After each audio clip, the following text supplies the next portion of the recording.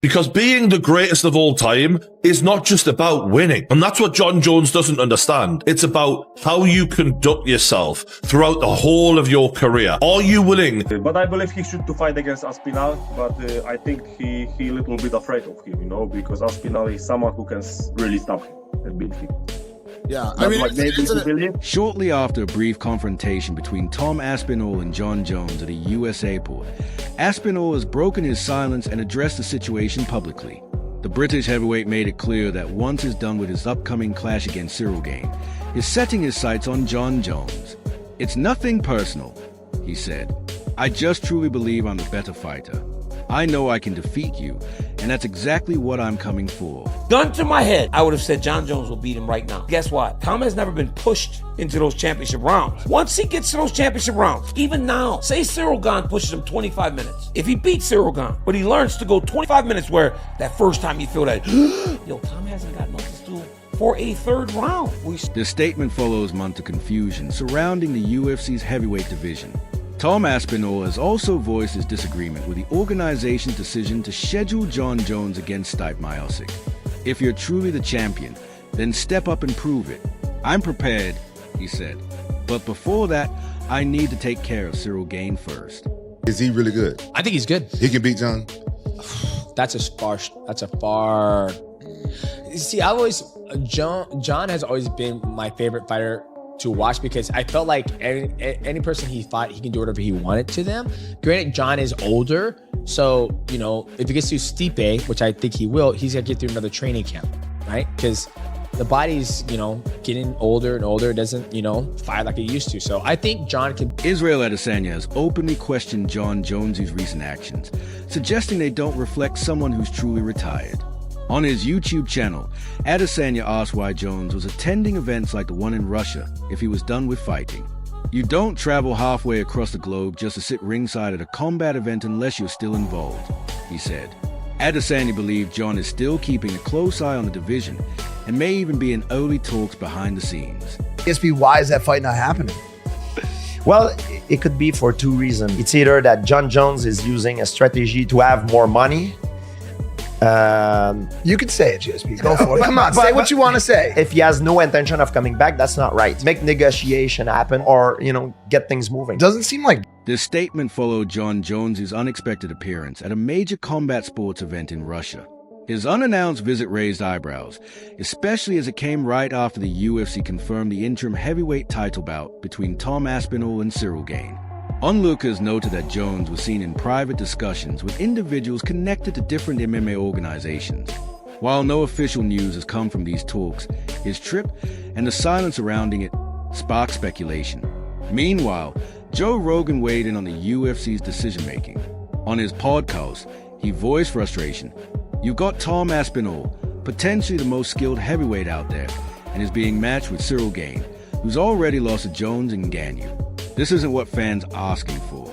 We want answers." Last thing, guys, Dana White said, the last thing Dana said was, Kyle was asking him what would be his dream card. And he said, Jones versus Aspinall, Conor McGregor versus Michael Chandler. He thought that would be the perfect one. And the guy started talking about this, Kyle mean. And Dana goes, the UFC landscape will have changed by then. We got a whole year. Hey, initially we thought this was just a... Daniel Cormier, a former opponent of Jon Jones who later captured the UFC heavyweight title himself, shared a more balanced perspective on the situation. Speaking on his podcast, Cormier acknowledged that Jones deserves criticism for his long absence. "You can't vanish for 2 years and still claim dominance over the division," he remarked. "Sure, he's holding the title, but this isn't boxing. You have to defend it." According to Cormier, fans want action, and right now, Tom Aspinall looks like the man to beat. As for Jones, he's made it clear that his approach is about longevity. He explained, "The sport takes a toll people don't always see. I've been in battles, taken shots that stayed with me. So if I'm being strategic now, it's because I've earned that. I'm not a kid anymore. I've got a family, goals outside fighting. But don't get it twisted, I'm not done.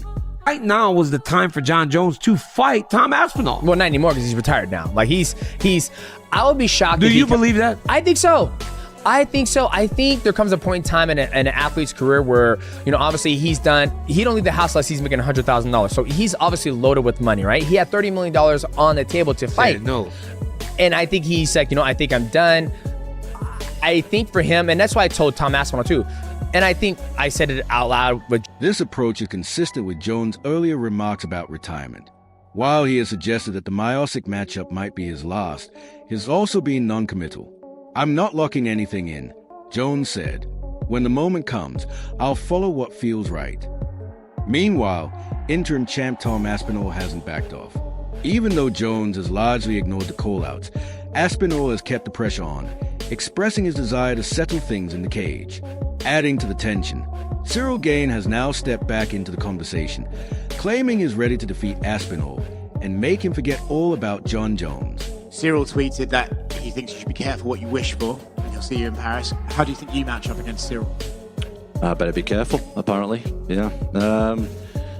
I think I match up pretty well against him. I think I'm equally as fast as him. I move equally as well. The difference is I can grapple. I've got a lot of power. And I think that's pretty undeniable at this stage of my career. I've got a lot of knockouts on my record, mate. I have to touch you once and I wasn't even... In a recent interview conducted in French, Gane opened up about his mindset heading into the bout. I've got nothing but respect for Tom, he said. He's a true competitor, but is too focused on Jon. Jon's not the one standing across from him in the cage. I am. And if Tom shows up distracted, he's going to walk away empty-handed. Gane also addressed the backlash from his quick loss to Jon Jones. I wasn't ready. That's the reality. But everything's changed since then. My training, my mentality, everything. I'm coming back for what I should have claimed before. Gane's comments show a renewed determination to re-establish himself at the top. In his view, beating Aspinall not only puts him back in the title picture, it flips the story.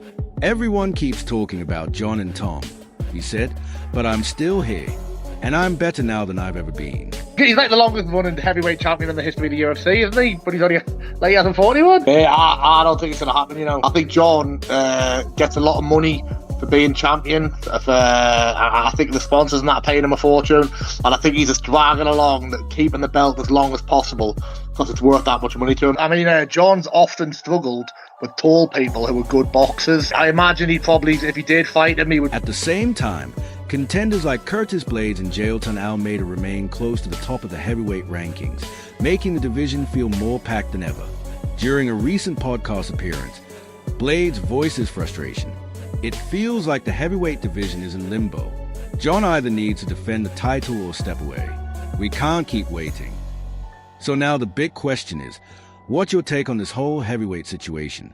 Do you think it's time for the UFC to move forward with or without Jon Jones?